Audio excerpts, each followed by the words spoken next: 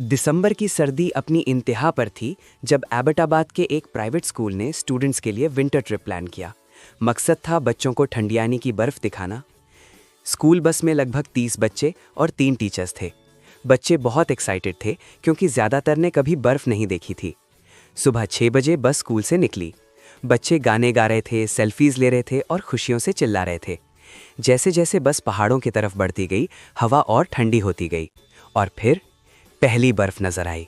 बर्फ बर्फ, बच्चे खुशी से चीख उठे। ठंडियानी पहुंचकर सब बस से उतर गए। हर तरफ सफेद बर्फ की चादर थी। दरख्तों पर बर्फ जम चुकी थी और धुंध हवा में तैर रही थी। टीचर्स ने बच्चों को कहा कि ज्यादा दूर जंगल की तरफ ना जाना, मगर बच्चे तो बच्चे होते हैं। उनमें से 2 दोस्त थे, अली और हमजा। दोनों बहुत एडवेंचरस थे। अली ने हमजा से कहा, चलो जंगल के अंदर चलकर देखते हैं, वहां बर्फ और ज्यादा होगी। हमजा थोड़ा हेजिटेंट था। टीचर ने मना किया है, मगर अली हंस पड़ा, बस थोड़ी देर, कोई नहीं देखेगा। दोनों धीरे धीरे बर्फ पर चलते हुए जंगल की तरफ चल दिए। जंगल के अंदर हवा और ठंडी हो गई। दरख्त इतने घने थे कि रोशनी मुश्किल से आ रही थी। कुछ देर बाद उन्हें महसूस हुआ कि जंगल बहुत ज़्यादा खामोश है। ना परिंदों की आवाज़, ना हवा का शोर, बस उनके कदम बर्फ पर चरचर कर रहे थे। तभी हमजा रुक गया। अली, तुमने सुना? अली ने पूछा। क्या? हमजा ने धीरे से कहा, जैसे कोई और भी चल रहा हो। दोनों ने पीछे देखा, मगर वहाँ कोई नहीं था। अली हंस पड़ा, तुम ज़्यादा हॉरर मूवीज़ देखते हो। मगर फिर दूर जंगल के अंदर से एक औरत की हंसी सुनाई दी। हे हे हे हे। दोनों के जिस्म में सर्दी की लहर दौड़ गई।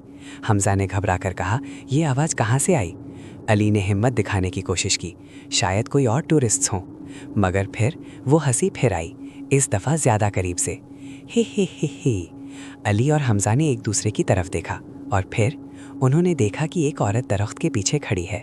उसके लंबे सियाह बाल थे जो चेहरे पर लटक रहे थे।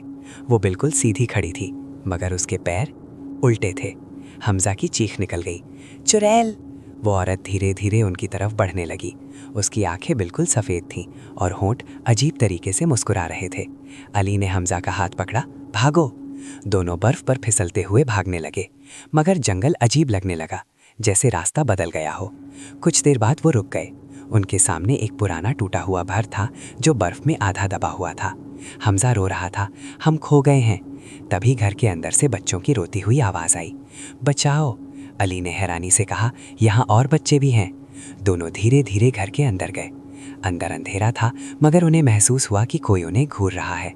फिर अचानक कमरे के कोने से 4 औरतें बाहर निकली। उन सब के बाल लंबे और उलझे हुए थे, चेहरे पीले थे और पैर सबके उल्टे थे। हमजा की सांस रुक गई। अली ने धीरे से कहा, ये चुड़ैलों का खानदान है। एक चुड़ैल आगे बढ़ी, उसकी आवाज़ खुरदुरी थी। हम बहुत वक्त से बच्चों का इंतज़ार कर रहे थे। फिर वो हंसी, ही ही ही। अली और हमजा भागने की कोशिश करने लगे, मगर 2 चुड़ैलों ने पल भर में उन्हें पकड़ लिया। उनके हाथ बर्फ से भी ज़्यादा ठंडे थे। हमजा ज़ोर ज़ोर से चीखने लगा, हेल्प! मगर जंगल इतना गहरा था कि कोई नहीं सुन सकता था। चुड़ैलों ने उन्हें घसीटकर घर के अंदर ले जाना शुरू कर दिया। उस वक्त घर के पीछे से बहुत सी और चुड़ैलों की हंसी सुनाई दी, जैसे वहाँ पूरा खानदान रहता हो। उधर स्कूल के टीचर्स ने नोटिस किया कि अली और हमजा गायब हैं। सब बच्चों को बस के पास जमा किया गया। टीचर्स और कुछ लोकल गाइड्स जंगल में उन्हें ढूंढने निकले, मगर जंगल में सिर्फ बर्फ और धुंध थी। और फिर एक गाइड अचानक रुक गया। उसने जमीन की तरफ इशारा किया।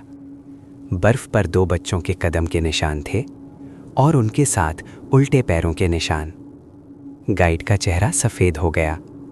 उसने धीरे से कहा, ये इंसान के निशान नहीं हैं। टीचर्स घबरा गए। फिर क्या है?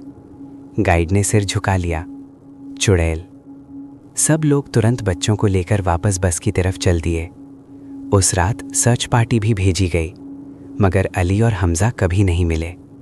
सिर्फ एक जगह बर्फ पर छोटे छोटे हाथों के निशान मिले, जैसे कोई बच्चे को घसीट कर ले गया हो, और उसके आसपास दर्जनों उल्टे पैरों के निशान। आज भी ठंडियानी के लोकल लोग कहते हैं कि जब सर्दी में बर्फ गिरती है, कभी कभी जंगल से बच्चों की हल्की चीखें सुनाई देती हैं, और उनके साथ औरत की वही हंसी, ही ही ही। जैसे चुड़ैलों का खानदान अब भी नए बच्चों का इंतज़ार कर रहा हो।